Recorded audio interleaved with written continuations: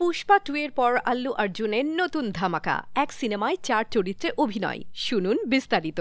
পুষ্পা 2 এর সাফল্যের পর আল্লু অর্জুন ফিরছেন অ্যাটলির পরিচালনায় বিগ বাজেটের এই সিনেমায়। সবচেয়ে বড় চমক, এই ছবিতে তিনি একাই করবেন 4টি চরিত্র। প্রথমে শোনা গিয়েছিল আল্লু দ্বৈত চরিত্রে থাকবেন, কিন্তু সূত্র বলছে সিনেমার পুরো পরিবারের সদস্যদের চরিত্রে তিনিই অভিনয় করবেন, দাদা, বাবা আর 2 ছেলের 4 রকম রূপে।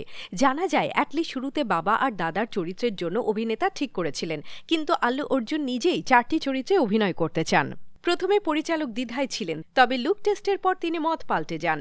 এই ছবিতে দীপিকা পাডুকোন, রশ্মিকা মান্দানা, জাহ্নবী কাপুর আর মৃণাল ঠাকুরও অভিনয় করছেন। ফলে শুটিং শুরুর আগেই আলোচনার শীর্ষে এই প্রজেক্ট। অনেকে বলছেন এটি জাতীয় সিনেমার ইতিহাসে অন্যতম বড় এবং আলোচিত ছবি হতে চলেছে।